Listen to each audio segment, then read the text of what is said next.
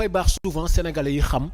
lan mooy assemblée nationale lan mooy histoire u assemblée nationale kan ñoo ko jot a jiite ba ci Moustapha Niasse donc loolu su ma ko mbokk yi mayee mbokk yi woote rek mu revenir ci très rapidement bu ko defee aussi nit ñi mën cee jëlee tuuti njariñ assemblée nationale assemblée il faut que nit ñi xam ne ñi ngi ko institué le 20 août 1960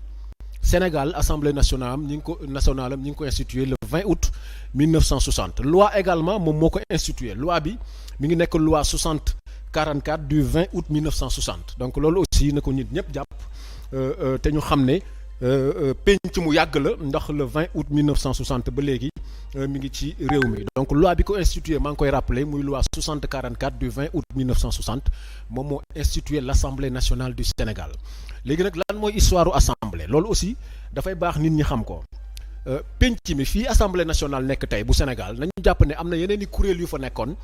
avant nag assemblée di fa nekk alors kuréel bi fa njëkk a nekk mi ngi tudd conseil général ndax ni ngeen ko xamee jamono yooyu nasaraan si ñoo fi ne tubaab yi ñoo fi ne le colon moo fi nekkoon li ko dalee 1879 ba 1920 fii assemblée nationale nekk tey siège du conseil général la woon bi conseil général demee conseil colonial ñëw conseil colonial mi ngi tàmbali 1920 ba 1946 donc loolu aussi na ngeen ko jàpp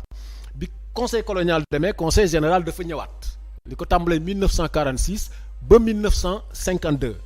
donc loolu bâtiment bi fu mu ne nañu jàpp ne dafa am yeneen i kuréel yu fa nekkoon avant assemblée nationale di fa nekk alors bi conseil général demee aussi assemblée territoriale moo fa nekkoon li ko dalee 52 ba 58 te assemblée boobu je rappelle que doon na siège aussi du côté de Saint-Louis waaw Saint-Louis amoon na fa siège assemblée bii nag moom kuréel gi fa mujjee nekk avant muy ñëw muy assemblée constituante bi booba mi ngi fa tàmbali nekk le 25 novembre 1958 donc loolu aussi muy lu am solo muy taarixu assemblée nationale nit ñi faaw ñu xam ko parce que bari nañu ci xam ne tey dem voter rek lañ ci xam waaye dafay baax aussi ñu xam tuuti li ñuy voter lan moo tax ñu koy voter d'abord lan mooy taarixu penc mi kan ak kan ñoo ko jiite ba fii mu egsi tey ba ci Moustapha Niasse donc loolu je pense que lu am solo la loo xamante ne askan bi war nañu koo am bi ñuy tabax assemblée nationale xeer bu njëkk bi ñu teg xeer bu njëkk bi dañu naan pose première pierre ñu ngi ko def le 27 octobre 1954 donc loolu aussi muy lu am solo ki ko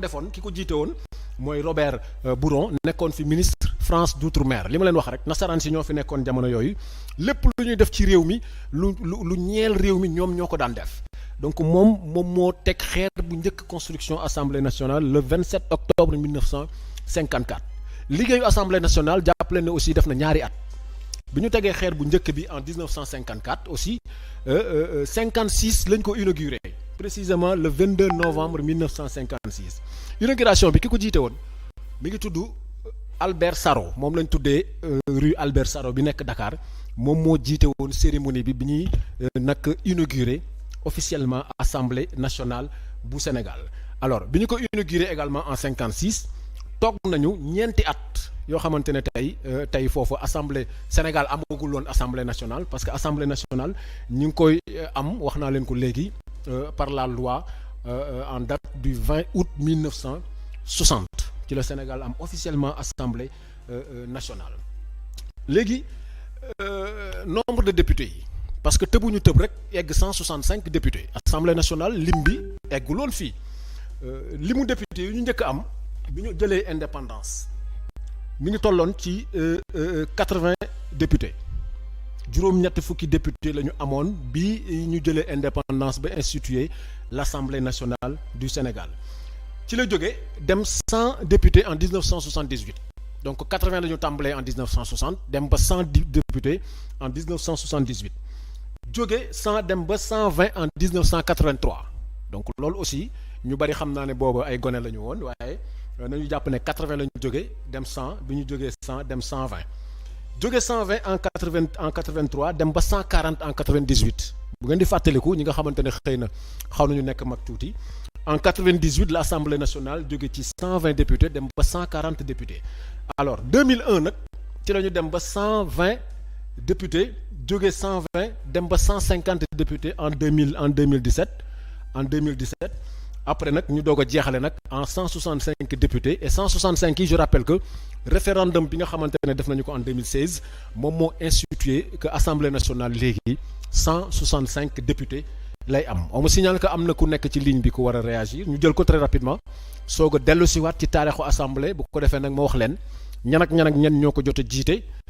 li ko dale 1960 ba 2012 bi nga xamante ne moom la ñu nekk salaamaaleykum mbokk mi.